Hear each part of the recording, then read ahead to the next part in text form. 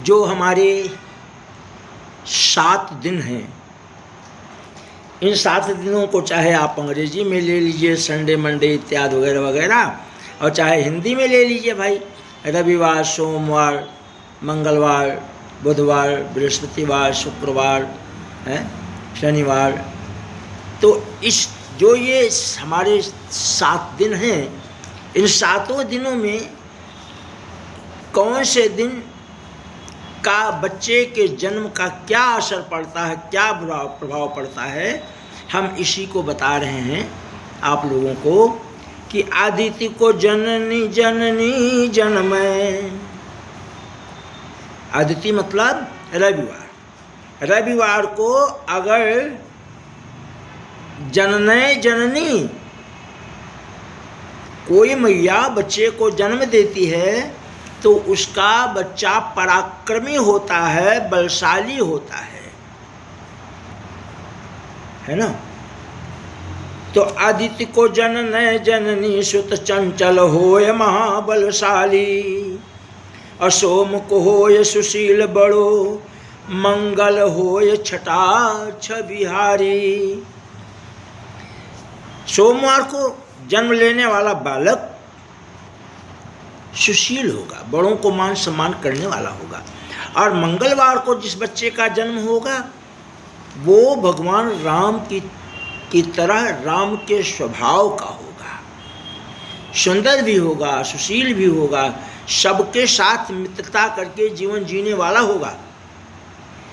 और बुध को होए धनवान बड़ो, बृहस्पति मात पिता हितकारी।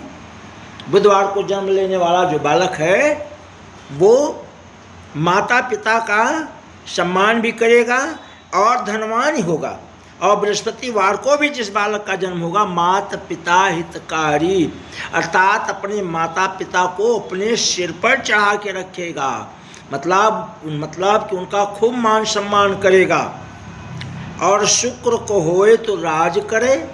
यदि शुक्रवार को बच्चे का जन्म होता है तो निश्चित वो एक राजसी स्वभाव का होता है, राजप्रसाद का जो है भोग करता है। और शनिवार को बच्चे का जन्म होता है तो शनिवार शनिश्चर माता पिता सुखकारी। शनिवार को जन्म लेने वाला बालक माता पिता को सुख देता है। ये हमारे 7 दिन में जन्म लेने वाले बच्चों का एक संस्कार का वर्णन है कि अदिति को जननय जननी सुत चंचल होय महाबलशाली, सोम को होय सुशील बड़ो, मंगल होय छटाक्ष बिहारी। बुध को होय धनवान बड़ो, बृहस्पति मात पिता हितकारी। शुक्र को होए तो राज करे, शनिश्चर मात पिता सुखकारी। ये 7 दिन जन्म लेने वाले जो बालक हैं उनके ये गुण हैं।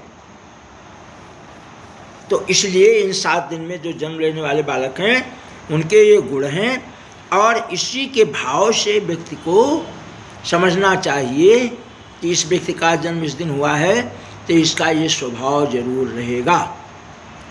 बोलिए कृष्णचंद्र भगवान की जय। शेयर कीजिएगा, सब्सक्राइब भी कीजिएगा। और एक उपाय बताते हैं।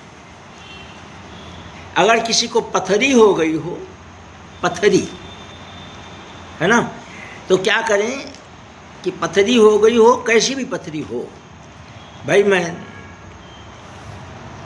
लिखी पढ़ी चीज़ बता रहा हूँ कि नारियल का पानी ले ले और उसमें 10-5 तुलसी दल लेके धो करके गंगा जल में या जल में, और उस नारियल के पानी में उसको ऐसे निचोड़ दे उसका रस, और फिर एक नींबू काटे, नींबू का रस उसमें निचोड़ दे और उस पानी का फिर सेवन कर ले।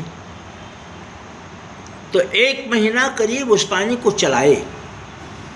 ऐसा कहते हैं कि कैसी भी पथरी हो, धीरे धीरे धीरे धीरे वो कट करके और बाहर हो जाएगी। आपको उस पथरी से संबंधित ऑपरेशन नहीं कराना पड़ेगा। बोलिए श्री कृष्णचंद्र भगवान की जय।